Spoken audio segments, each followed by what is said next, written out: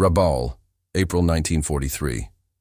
From the cracked tarmac of Lakunai airfield, a line of Mitsubishi A6M Zeros shimmered beneath the morning haze. Japanese pilots leaned against their wings, laughing as they passed around reconnaissance photos of a new American fighter, stubby, awkward, and ungainly. The aircraft's bent wings and oversized nose made it look more like a farm tool than a machine of war. The Americans called it the F4U Corsair, and among the Imperial Navy's aviators, it became the butt of every joke. "If that's their best," one pilot quipped, "we'll be home by summer." But the laughter masked a deeper confidence, one born from years of air superiority. The Zero had ruled the Pacific since 1941, unmatched in maneuverability, range, and kill ratios. To Japanese veterans, the war in the sky was a dance of precision and grace. The Corsair, they assumed, would stumble before it ever learned the steps. Yet beneath that glossy navy blue skin, the Americans were engineering something no one in Japan had anticipated, a beast built not for elegance, but domination. The Corsair was powered by the Pratt & Whitney R2800 Double Wasp, a 2,000 horsepower radial engine so powerful it could tear itself apart if handled carelessly. Its designers at Vought faced years of turbulence, literally, as the plane's long nose caused brutal visibility problems during carrier landings. But the moment it left the deck, it climbed like nothing else in the Pacific. Before we go further, imagine seeing this very aircraft rise over the horizon.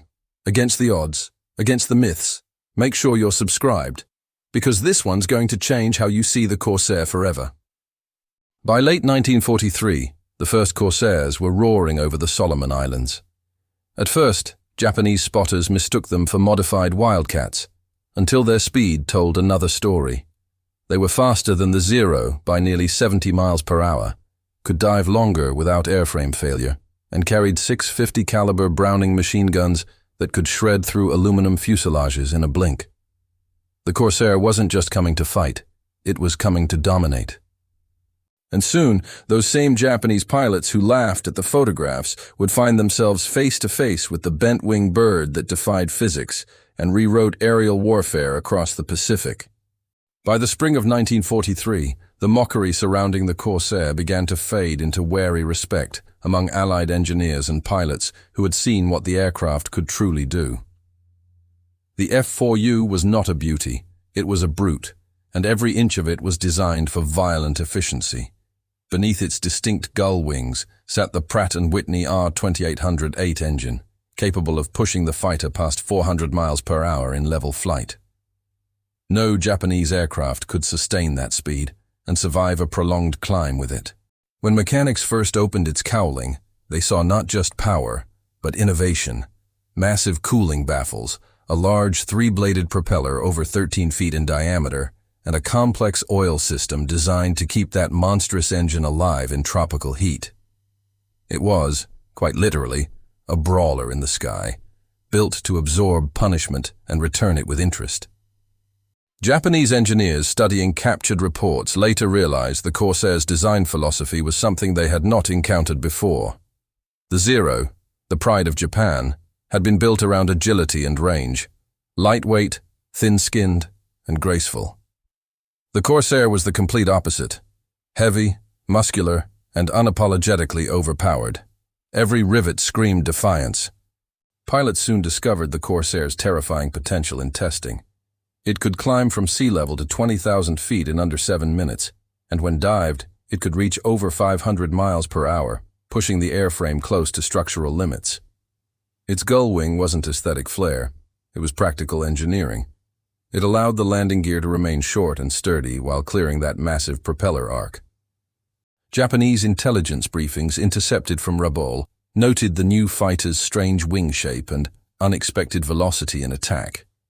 They underestimated it still, believing the Corsair to be too heavy for sustained combat. But Allied pilots like Major Gregory "Pappy" Boyington and the men of VMF 214, the Black Sheep Squadron, quickly shattered that illusion.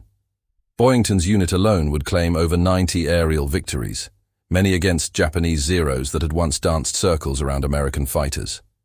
The Corsair's ruggedness stunned even its builders. It could return to base riddled with holes, missing control surfaces, or with cylinders shot out of its engine, and still land safely. Its hydraulic tailhook system, once unreliable on carriers, was refined until it became as dependable as the rest of the machine. In mock dogfights, the Corsair's combination of speed and firepower was devastating.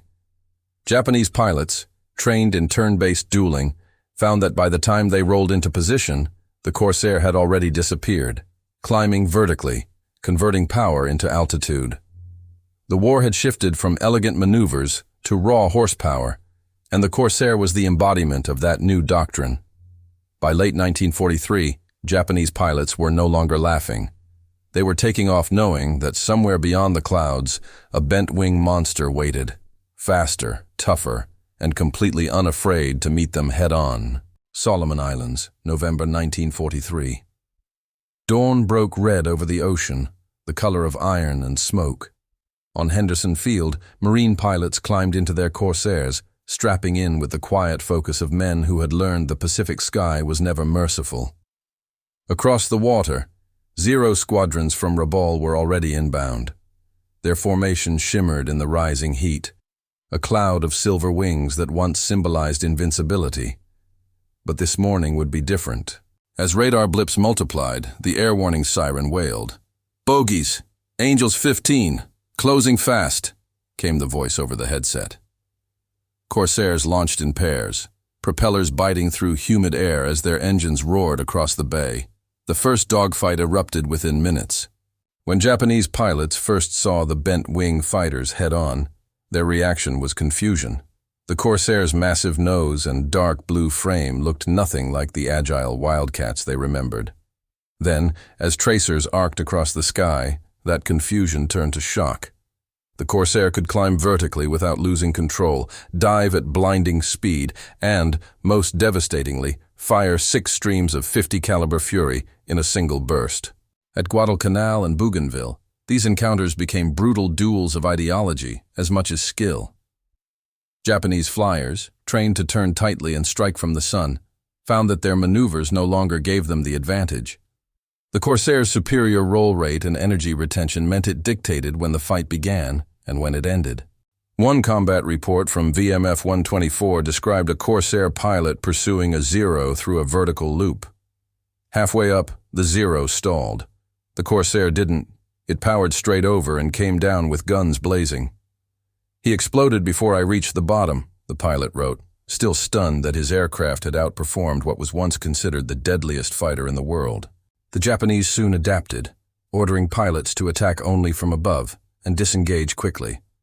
But even that strategy began to crumble. The Corsair's blistering dive speed and rugged airframe allowed it to chase opponents who once escaped with ease. In head-on passes, the Zero's light structure could not withstand the Corsair's heavy gunfire. It wasn't a duel anymore. It was dominance through engineering. The U.S. Navy and Marine squadrons recorded staggering success rates. By early 1944, the Corsair achieved an 11-to-1 kill ratio against Japanese aircraft in the Pacific. What began as laughter now turned to grim respect.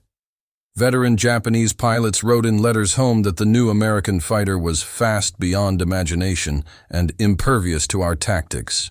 In the skies once ruled by the rising sun, the tide had shifted. The Corsair was rewriting every rule of aerial warfare, and Japanese pilots, once certain of their supremacy, were realizing that every climb, every roll, and every dive against it might be their last. By early 1944, the Pacific skies carried a new kind of silence, one filled not with confidence, but with apprehension. For the first time since Pearl Harbor, Japanese aviators climbed into their cockpits with doubt. The laughter that once followed the bent-wing Corsair had vanished, replaced by whispered warnings passed between squadrons. Beware the Blue Death. Pilots of the Imperial Navy began describing the Corsair in reports with words like invulnerable, terrifying, and inhuman. They could not understand how a single fighter could dive from the sun faster than gravity itself and still turn sharply at low speeds. Their training manuals, built around the Zero's agility, suddenly felt useless. For Japanese veterans who had survived hundreds of sorties, the The change was psychological devastation. Many were accustomed to fighting slower, more predictable opponents, the F4F Wildcat or the P-39 Airacobra, machines that relied on endurance, not dominance. But the Corsair shattered that rhythm.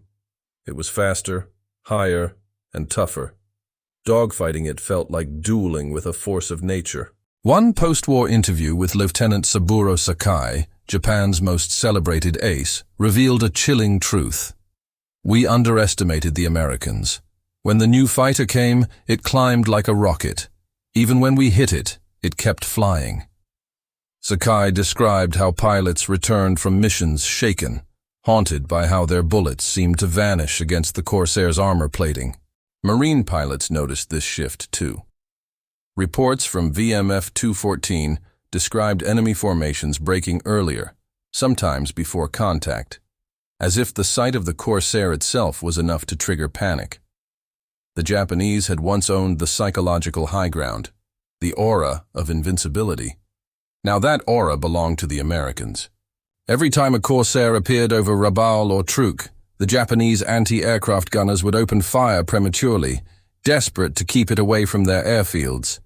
In intercepted radio chatter, Allied intelligence officers recorded nervous calls in Japanese. Bent wings approaching, scatter immediately. That phrase became a symbol of how fear had reversed its direction. Inside the Imperial command structure, frustration mounted. Engineers in Yokosuka analyzed combat footage and concluded that the Corsair's combination of armor, speed, and climb performance had no effective countermeasure. To outfight it, Japan needed not skill, but an entirely new generation of aircraft, which their factories could no longer produce under relentless Allied bombing. The Corsair didn't just win battles, it broke morale. Japanese propaganda could no longer hide the truth. Too many pilots had failed to return. Their comrades began to associate the bent-wing silhouette with death itself. In letters retrieved after the war, one young aviator wrote, "When the dark gull wings appear, we pray not to see them again." Fear had replaced arrogance, and in the Pacific, fear was fatal. The Corsair had achieved what no American fighter before it could. It made Japan's finest pilots doubt their own sky. When the war finally ended in August 1945, Japan's skies were quiet. The thunder of engines, the metallic echo of dogfights, and the desperate cries over the radio had fallen silent. Yet among the wreckage and memory, one silhouette lingered. The bent wings of the F4U Corsair, a machine that had redefined fear, respect, and aerial warfare itself. In post-war debriefings, Japanese officers admitted that the Corsair had been among the most psychologically devastating opponents of the Pacific. It was more than an aircraft, it was a statement of evolution. America had entered the war with designs that struggled against Japan's nimble Zero. It ended the war with a fighter that could outclimb, outshoot, and outlast anything its enemies could produce. For every Zero that danced gracefully through the sky, there came a Corsair that struck like thunder. Former Japanese ace Toshio Ota, when interviewed by American historians, confessed that many pilots initially believed the Corsair's kill ratios were propaganda. "Then we saw it," he said quietly. "We watched it climb after impossible dives and tear through our formations. It was no lie." The Corsair's reputation grew even after the war. It would continue to serve in Korea, earning the nickname Whistling Death for the haunting sound of air rushing through its wing intakes during dives. Even the Japanese, once its harshest critics, came to regard it with admiration. Captured aircraft studied after 1945 revealed construction far ahead of its time. Robust hydraulics, layered armor protection, and engine tolerances that defied the brutal conditions of Pacific warfare. But perhaps its true legacy was human, not mechanical. The Corsair symbolized a turning point in American aviation philosophy, a shift from reactive design to mastery through power and precision. It was the embodiment of a nation learning, adapting, and overcoming the technological edge that Japan had once claimed. In museums today, the Corsair rests beneath soft lights, its wings folded as though still waiting for launch. Veterans who see it often pause longer than expected. For some, It represents victory, for others, loss. But for all who understand the Pacific Air War, it stands as proof that innovation, persistence, and courage can turn the tide of history. The irony remains unshakable. What began as laughter ended in awe. The same Japanese pilots who mocked its appearance would later whisper its name with reverence, acknowledging that the bent-wing bird had rewritten the very laws of combat.